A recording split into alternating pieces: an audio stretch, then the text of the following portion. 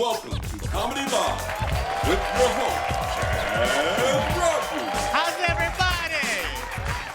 Beautiful people, beautiful folks. Y'all feeling good, feeling great? Question, I gotta ask some questions. Where my 80s babies at? Where y'all at? Where my 80s babies? I know, we getting old. See, I know, man, I know. There was a time you'd be like, but now we just like, ooh, hey, careful now. You can't, no sudden movements for the 80s babies. We here. We here now, 80s babies. That's one sneeze, it's over. The wrong sneeze, it's a wrap.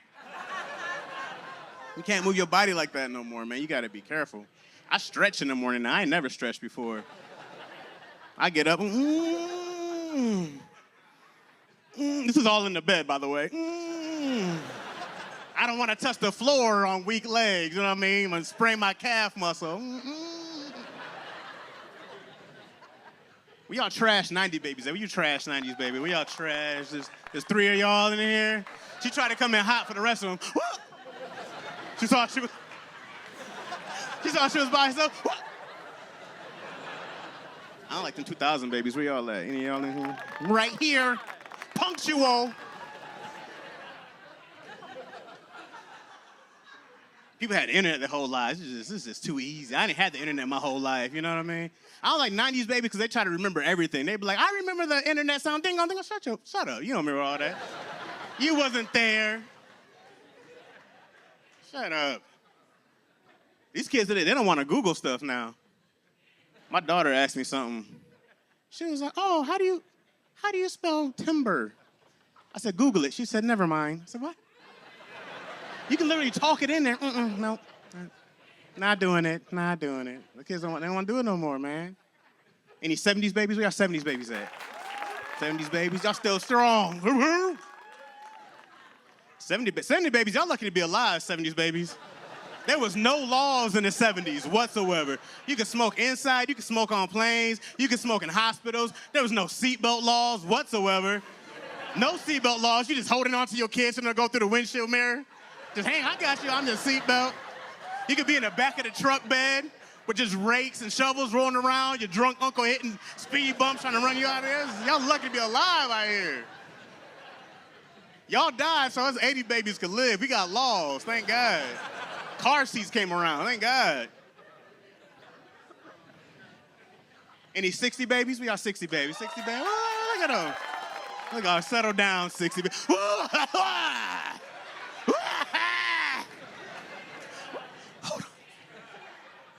Where's my air? 60. Settle down, 60 babies. Any 50 babies? Okay. Okay, all right, I got you. You got to prove it to me. You guys look great. 50 babies, you look great. You look wonderful. I appreciate older women, man. You know, I have a thing for them. So later on, after the show, but I'm not married 50 and up, you know what I mean? That's the regulations we made. I'm glad y'all here, man. Give yourselves a hand for coming out with me, man. Y'all ready to keep this thing going? I got some amazing comedians, man. This one girl, she comes from my second home, all the way from Cleveland, Ohio. Get her from my girl, Jasmyn. What's going on, everybody? I'm Jasmyn Carter on Comedy Live from Cleveland, Ohio. And what got me into comedy? A breakup. I'm like, I'm about to be famous on them, period. And it's still in the works. We're still working on that. And my style is like, I guess storytelling. If it ain't about me, I don't talk about it. Yeah. All right. Hey, LH, I.O. Hey, bleh. Yeah, Bone Thugs. Yeah, LeBron, all of that. Hey, man, people been saying weird stuff to me lately. Somebody told me I was built like a nephew. And what's that supposed to mean, huh? I have so many nephews. I got one that's 20, one that's 5, one that's 8. Like, which one? Like, I'm trying to... And I'm mad about it. I don't look like, man, I'm so mad about it. So I'll reach out for support to my friend. I tell her what happened. She was like, you not built like a nephew. You just a beautiful, handsome young woman. What? I can't be on dating apps no more. People keep asking me, am I trans? And I'm like, trans what? Trans young man? Like, what are you saying? Are you trying to say I'm bad with money? Like, cause who gonna spend all that money to transition and still look like a little boy? It don't make no sense. It's just not good budgeting. I used to be gay. I think people born gay, not me though. What happened?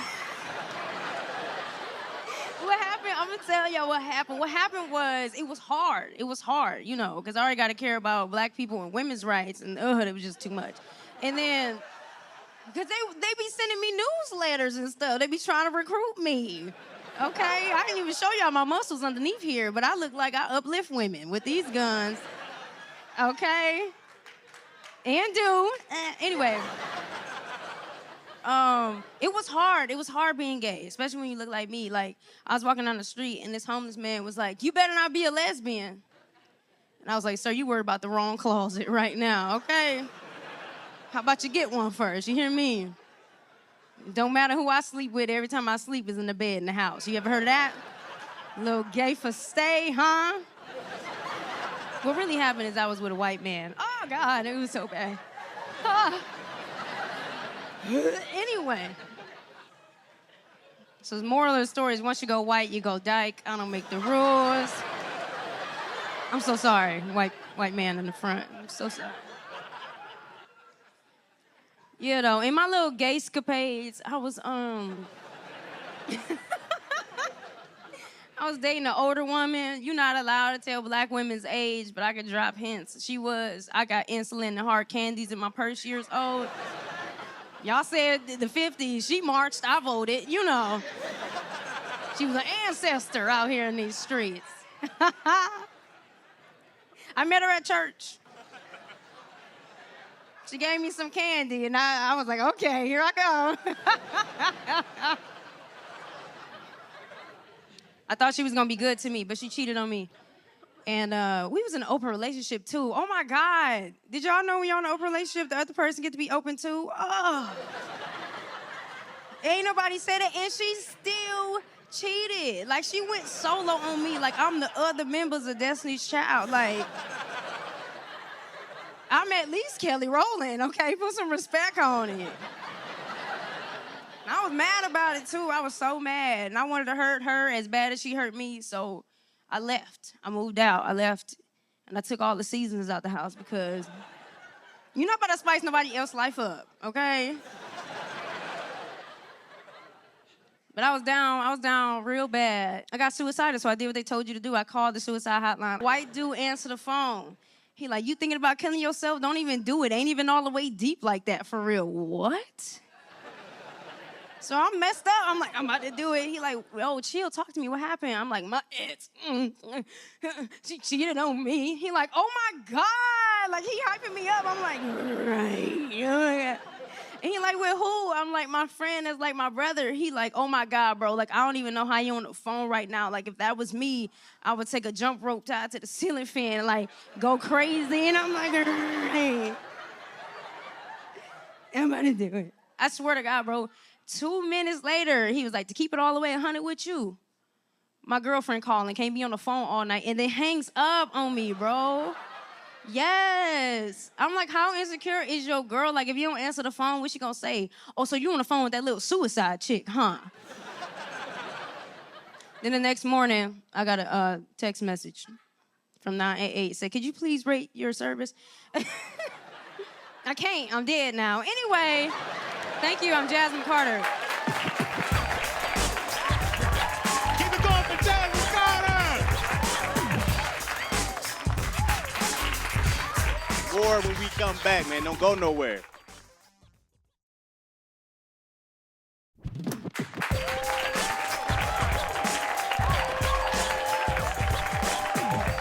Y'all ready for more?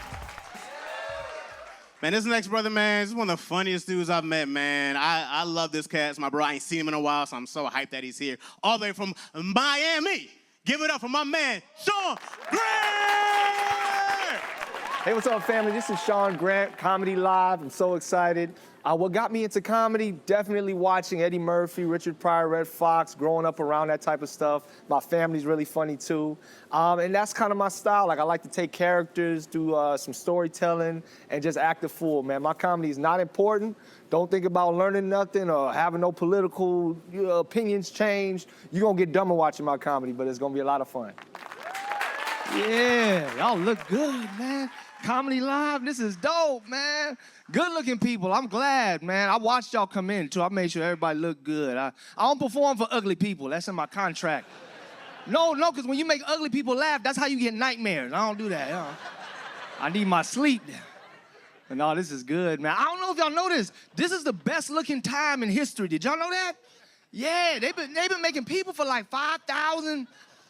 I don't know how old the Bible is, a long time, you understand? They just started making good-looking people like 100 years ago, man. Everybody before that was ugly as hell, man. All your ancestors was ugly. Mine too, they was ugly. Somebody tried to argue with me. My homie was like, but what about Cleopatra, dog? Cleopatra was fine as hell, and I can believe that because Egyptian women are beautiful, but I cannot trust no hieroglyphic stick figure foolishness. That's not evidence to me, okay? The only picture they had of a good-looking woman for centuries was the Italian lady, Mona Lisa, right? And we gonna keep it real in here. Mona Lisa was all right, you know what I'm saying? Mona Lisa wouldn't even get 100 likes nowadays, man. Oh, it's true. And come to find out, I don't know if y'all knew this, it was a man the whole time. Yes, it was a catfish. It was, yes. It was Leonardo DiCaprio. In a way, I was made. Y'all look good, man. I'm glad to be doing stuff like this now. Got money. I always wanted, yeah, man, I got some money. I got the Express. Look at this suit. I'm doing money stuff now, man. I went to, you know what? I got a Prius. Where all my Prius drivers at? Let me hear you say, meep, meep. Okay, yeah, all right, couple of, no, look at y'all, don't let them shame you, brother, okay? He from Compton, but he got a Prius, you understand what I'm saying? That's all right, man, no, because people try to punk you, right? Let me tell you something, I drive my thing like it's a Cadillac, just like you, dog. I got my arm out the window, huh? I got the music all the way up at 60, that's how it goes. 60, you understand? I blast myself. People think that when you drive a little car that you soft, right? They try to punk you. Yeah, because I'm not from L.A., but one of them L.A. gangsters tried to pull up on me the other day, man. He was in a Mustang, right? He pulls up on me. He goes, what's up, fool? Huh? What's up, fool? You want to race? Huh? You want to race? He thought I was scared. I said, what's up, punk?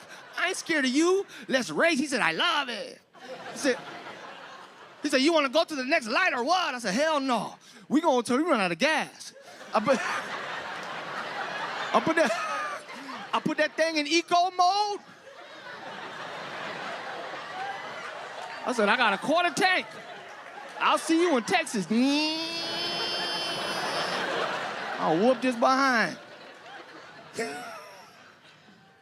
Love it, man, because I used to have one of them tough guy cars. You know, I'm from Miami. I had a Charger with the tents. I would get pulled over every week, man. Now that I got my Prius for 8 months, I ain't been pulled over one time. And I be going fast. Don't try to play me. I got a 2.7-liter engine, but I go fast to them little residential districts, right? And the cops don't say nothing. But when they see me, they don't say, well, all they say is, oh, no, somebody's DoorDash is getting cold. That's all they say. Life is good, man. Life is good. Let me not show up, because I got to tell the truth, because some folk know me. Like, you know, I've been going through I just finished my divorce, man. It was tough, man. Yeah, that's tough stuff. Yeah, it's hard, brother. It's hard, you know. But it got petty at the end. She started criticizing my jokes, you know, because I did one joke about her feet. It was a silly joke. All right, I'll tell y'all what the joke was. Don't get me wrong, my lady's fine. From the ankle up, she's beautiful. From the ankle up, she looked like Kelly Rowland. From the ankle down, Morgan Freeman. Stupid joke, you know what I mean? Like, you know how you can't cuddle with a woman with bad feet? You know what I'm talking about? I would try to do that figure four leg lock with my wife. She scraped the whole side of my shin. I thought she had some shoes on in the bed. I said, girl, how you gonna get in the bed with your Timberland cleats on? She was like, Sean, you so crazy, I ain't got no shoes on. I said, girl, you could break out of jail with them feet. What's wrong with you? You could just kick the wall down. She said, Sean, you just not used to dating an athletic woman. I said, girl, you better show me some gold medals right now. So that's the joke, right? Stupid joke. The only reason I told it is because it's true. And one day, she gets mad at me, man. She was like, why you always getting on stage talking about me, huh? Why you get on stage and say negative stuff about yourself? I said, lady, because I earned this. You understand? I've been doing comedy since I was 18 years old. I got cut off from my family members. I was homeless for a while. I developed a drinking problem. If you do all that, you can get on stage and tell everybody that I'm uncircumcised. But until you do, it's my show. What I want to talk about. I do love it, man. It's a good one. It's embarrassing, man. I ain't gonna lie, it is embarrassing because you made all these promises, people bought your stuff, and you feel and you made a covenant with God. You don't really do that very often. And you break it, man. Golly, it's embarrassing, but it's not worth your peace. If you win, so I see some relationships in here, it don't look peaceful. But I'm gonna say, don't let nobody steal your peace. That's what I'm trying to say, because my grandparents have been married for 47 years. My grandma Icy and my grandpa Joe have been married for 47 years, but the more accurate statement is they just haven't gotten a divorce for 47 years. These two people hate each other. They talk bad about each other, right? Try to kill each other, not on purpose, but when they leave the door unlocked in case a serial killer going around checking doorknob. You know what I'm saying? They set each other up, and I asked my grandma Icy, I said, Grandma, why don't you just leave Grandpa Joe? If you hate the man, just leave him. She looked me dead in the face. She said, Shawnee, I've been with that man so long that I have earned the right to watch him die. I said, God. Evil, man. It's tough, man. But before I go, I don't want y'all to think that my marriage ended because of infidelity, because that's messed up, because they lie on black men. They try to make it seem like we're not monogamous. I gotta tell the truth when I get on Comedy Live. They took a survey. It said that less than 5% of black men cheat during the course of a relationship, making us the least likely rate. Finally, proof positive that black men do not participate in surveys. Ain't nobody asked me nothing. You know what I'm saying? Thank y'all so much, man. I appreciate your time. Keep it going for Sean Grant. Keep it going. Let them hear you, man. More jokes, more laughs, more comedians when we come back, man. Don't miss this. Don't miss this.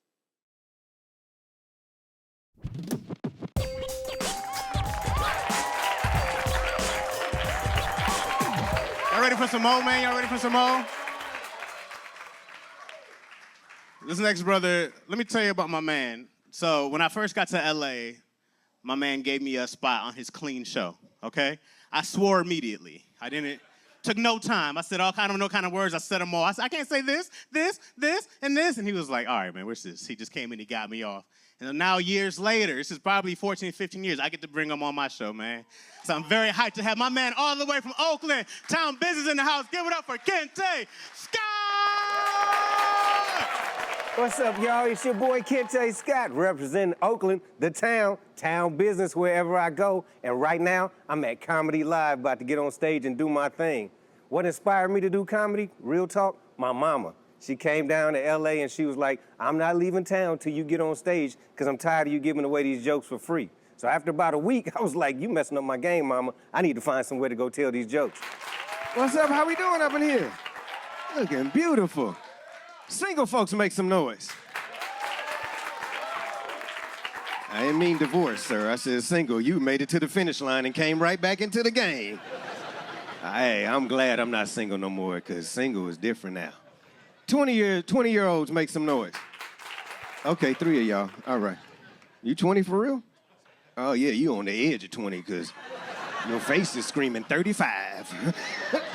I'm saying you grown. You grown. That's all I mean. Don't get me jumped up in here. No, because in your 20s, you can date is different. Like, you still enjoying the dating life. You smiling about being single because happy hour is an option when you in your 20s. You can go to take a girl to happy hour, she's still gonna sleep over. She'll be like, girl, he bought me the big margarita with one straw in it. Yeah, we go together now. You dating in your F's is different. That's your 40s and 50s. The expectations are different. I asked this lady out before I met my girl, and she was like, yeah, you gonna have to take me to the best steakhouse in Los Angeles. I said, well, I'm gonna have to sleep at your house for the next week and a half, because That is 1.5 weeks of rent right there. I can't pay my rent and take you out, so hey, roomie. It's different than now. Y'all ladies are telling men where they can't take you when we pull up to where we want to take you. Not too long ago, a lady went viral. And dude took her, he was a nice gentleman in a nice car, got out the car like a gentleman to open the door for her. She locked all the doors like it was her car. Whack, whack, whack, whack. Then went on Facebook Live like, girl, this dude trying to take me to Cheesecake Factory. And I saw her, and I was like, I'm just saying, you can't have a steakhouse spirit with a Golden Corral body. You can't look like all you can eat Annie, Buffet Betty. You better go in Cheesecake Factory and enjoy yourself, boo-boo. I'm just saying, and then shortly thereafter, a list went viral on all the social medias of 20 places where they could not take women on first dates. Cheesecake Factory right at the top. I was like, I don't know who got mad at Cheesecake Factory, but we going there. But right in the middle, it said, don't take me to church and don't take me to the gym. And I was like, no, you got to pick one because you can't be heavy and a heathen at the same time. I need you to find Jesus or the gym because I'm going to need you to be skinny or saved. I can explain one of those to my mama, but not both. I'm sorry. Sorry.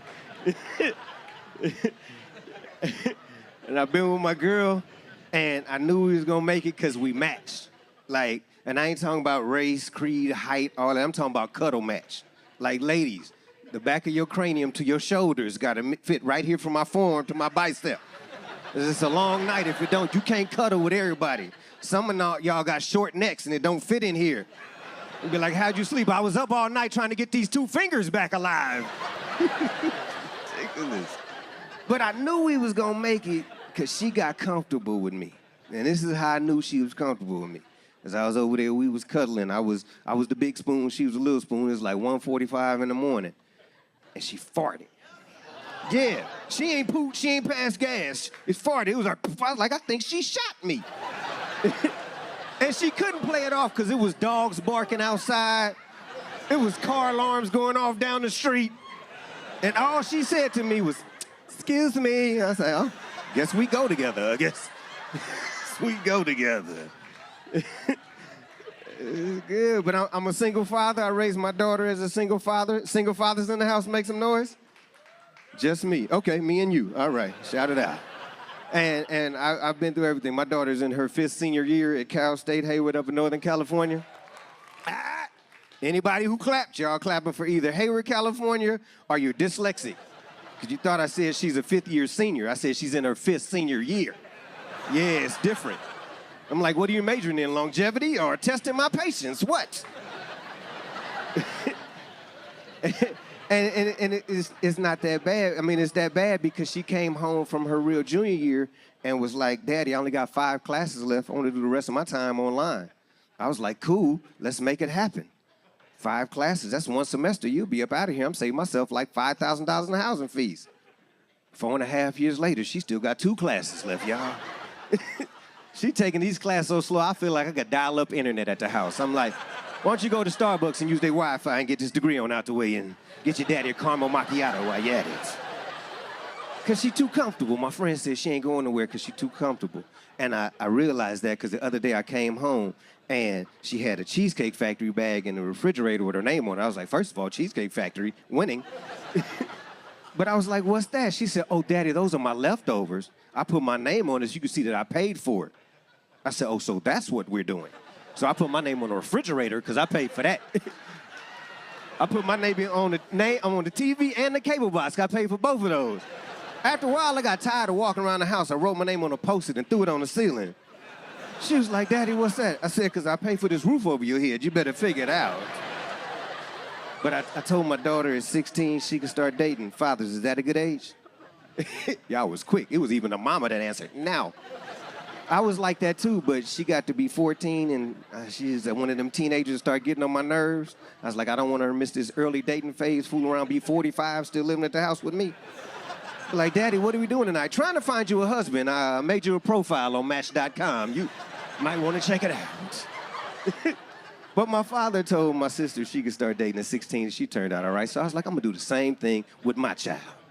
And at 16, she went to school and told everybody, it's my 16th birthday. My daddy said I could start dating because she came home and her phone was blowing up. And I tried not to be overly fatherly with it till this one dude called the house. And he had way too much bass in his voice. And I said, who is that on the phone? And my daughter said to me, she said the thing that most black teenage girls master at the age of 14. If they don't like your question, they will cough, hiccup, and sneeze as a response. I said, who's on the phone? She said, I said, bless you, who's on the phone? And Comedy Live, Guys Honest Truth, she looked me dead in my eye and she said, oh, that's just my friend Otis. Yeah, I said, oh, this a problem. You're gonna have to hang up that phone right now. She was like, what's wrong, Dad? I said, here's my problem. I don't know no new Negro's name Otis. The youngest Negro I know named Otis is 56. He fixes carburetors and smokes Newports, ain't? No new Negroes named Otis and no new women named Gladys. They coming to the world at 33. So hang up the phone. Little arrogant dude called back. I snatched the phone. I said, look here, old Negro name. My daughter is 16 and I have a shotgun, old Negro name, so do we understand each other, old Negro name? He said, I'm sorry, sir, I was named after my grandfather. I said, you old Negro named the third, okay. Should probably get you a new Negro nickname like Little Oddie or something. Before I get out of here, I'm like Chad said, I'm originally from Oakland, but that's why I can't do no weed or any type of drugs like that, because Oakland has professional grade of weed and I have an amateur weed smoker's body. Y'all ever been so high you was paralyzed on the couch for 12 hours? I couldn't do nothing but blink. I was blinking in Morse code like, help me, call the police, SOS. So I felt like the Tin Man from The Wiz.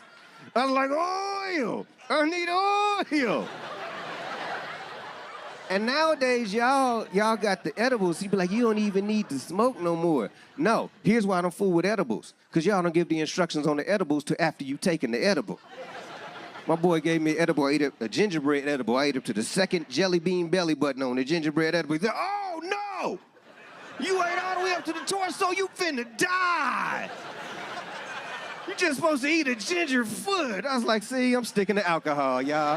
Hey, y'all, my name is Kente Scott. Appreciate y'all. Give it up for my man Chaz. Keep it going for Kente.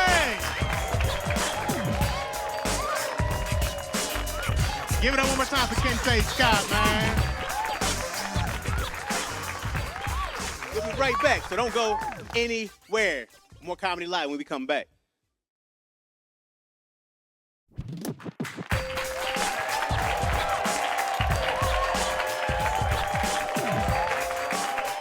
One time I was living in downtown LA, which anybody who doesn't know, it's a terrible place. It's like The Walking Dead. It's like The Walking Dead. It's the worst downtown in the nation. I used to live down there, and I slept on somebody's couch once upon a time. Times are hard, people. And I was asking people for a ride. So anybody going downtown? No. Anybody going downtown? And this next comedian was the only person who took me down there, man. All the way from St. Louis. All the way from St. Louis. Give it up for my man, Tahir. Hey, what's up, guys? I'm Tahir Moore from St. Louis, Missouri, East St. Louis, Illinois as well. I did both, okay? I'm from both, so my people at home, I'm representing everybody. I hope y'all enjoy it. We're here at Comedy Live. It's live comedy. Comedy, if you want it live, you got it tonight. Make sure you tap in. What's up, y'all? Yeah. Jazzy did the roll call with the 90s babies, 80s babies. After 80s babies, I don't think you should call them babies no more. After that, you should be like, where the people born in the 70s at? Where the people that marched with Martin Luther King? Who knew Malcolm X when he was Detroit Red? Who are those people? Put some respect on their age, man. I turned 40 and like everything just changed for me, man. I'm washed, okay? I'm sleepy right now. I'm old. I do old man stuff now. Be passing by fields like they need to cut this grass. I'm at that age where I got to keep water by the bed now. I I never used to have to do that. My wife been drinking water since we've been together. She always have her water bottle by the side of the bed. And I used to mess with her. Would you gonna get thirsty in your dreams? Right around 38, I woke up in the middle of the night. You ever try to smack and your tongue gets stuck at the roof of your mouth? You snatch it back and start a fire in your mouth. It's like you just started a match in your mouth. I woke up, I tried to sneak around the end of the bed, and she didn't even wake up. She just grabbed a bottle, put it to her chest. And she just... So now I gotta keep water by the bed, stay hydrated, you know. I be doing old people stuff like rubbing my knee right now. Ain't nothing wrong with my leg. I don't know if the camera getting this, but look, ain't nothing wrong with this leg. It don't hurt. I don't think it's about to rain. It's just an old man thing. When I start doing this, that means I'm about ready to go to bed. I never believed in choosing comfort over style thing. But you turn 40, you get older, you start changing, man. I went to Japan for the first time a couple years ago, and this is what started changing my life. I went to Japan, it was a long flight, they was giving me all this soy sauce and vinegary foods, I had to boo-boo. I went in that bathroom, I let it rip, right? And then I know this was like a direct TV remote control on the side of the toilet. I grabbed it. What is this? I pressed the button. This water came out and hit just the crest of my butt. I said, because it wasn't just a stream of water. It was warm water, fresh lavender popped up. The tissue paper automatically came out. I was like, I'm in love. And that was on the lowest setting. I took it up a little bit higher. I grabbed my own breast. I grabbed my own breast and then I started choking myself too. I say, wait, this ain't this, this ain't this, this ain't that. This ain't that, this ain't that, this ain't that. I'm sorry, this ain't that. This ain't that. I went home and I immediately went online and I found me a bidet, okay? Immediately I told my wife, I said, hey, I'm finna take us to the next level. We about to level up. Got those bidets. Now, the one I tried in Japan, they had to be, no lie, $2,500. You could control the water pressure, the temperature, and it even blew, to dry you off. Mine was 2 for $29.99. On Prime Day, I got free shipping and all of that. But I was proud of it because I was making a step in the right direction. I set it up myself. I was proud of it. Now, mine was way different. Again, theirs had a remote, had an LCD screen on it, all of that. Mine had a knob like an old Zenith TV. It was just one knob. Just one knob. And I should have practiced first, but I didn't. I finished it. I took it for a test run. I cranked that bad boy up. I shot so much water inside of me. I burped for 3 hours. Hard water, too. That water went into I had to do one of those. Burped for 3 hours afterwards. I should have known because when I finished it, I just tested out. You don't think. You be like, oh, I did this. I'm proud of myself. So I just turned it on, and I didn't close the lid. That water came out like a civil rights hose. It was so strong. It knocked 3 buttons off of my shirt. I should have known then, but I didn't. I just turned that bad boy on, ruined my life. I got new ones now. Got to switch it up. I'm at that part, man. Fellas, get on that bidet. I'm telling you, it'll change your life. Especially you fellas that don't wipe good. That's what you need. Yeah, it's okay. I get it. Sometimes you don't know, but this will make it so you ain't only got to wear black and blue drawers. We know. That's a key sign that you don't wipe good. Go home, ladies. Look in this drawer. All the drawers are blue and black. He's squashing up the drawers and putting them at the bottom of the hamper. We know what you're doing. Gray drawers is tricky because gray drawers are still telling you too. You try to get some gray drawers and throw your drawers off in the corner. Your wife pick them up. The drawers like, it's boo-boo in here. I am tired though. I ain't getting no nap today. Me and my wife was out last night kicking. We was out till 3, 4 in the morning, and I ain't getting no nap today. And I'm feeling it. I'm at that age where I got to take a nap if I want to be productive, right? But I'm also at that age where I can't just take a nap. I can't when you in your 20s, your 30s, your body will just naturally wake you up. When you hit 40, you got to set an alarm. You got to set a timer, because you just lay down in your 40s, you'll wake up at Christmas. The kids done moved out, the dog died, you got an eviction notice on your door, you're fired. You gotta set that alarm. And I love the nap. Don't listen. When I go to these different cities, the homies want to kick it. I'm like, nah, I'm not kicking after doing 2 shows. You better catch me around 3 o'clock. You catch me 3 p.m. in the afternoon. Oh, wow, blow a bag at Burlington Coat Factory. I bring my own champagne in. I'm pouring mimosas for everybody. But I'm not kicking it at nighttime. Nah, we good on that, man. I love sleeping too much, man. I'm a habitual napper. You ever get home earlier than you were expected to and realize you had time for a nap? You just walk in the house, man, they try me at their little job today, but I take, oh, well, look at God, and take your pants off right there at the door. You ever start taking your pants off, your shoes still on, you have to do this move? I almost killed myself right there. Because when I take a nap, I gotta cool off this undercarriage. There's a lot of heat coming from under there. I take my naps Winnie the Pooh style. Pants off, shoes off. I tiptoe to the bedroom, booty cheeks tight. I like to get in the bed, make a sheet angel, fill all the cool spots in the bed. Love a good nap, man. I will tell you this, though. You gotta be careful when you go to sleep, right? You can have a lot of powers in your dreams. You can be superpowers. You can be a superhero. But I tell you what, don't use the toilet in your dream. Don't do that. That's the only thing that come true. I've done it a couple times. Most recent times, about 4 weeks ago.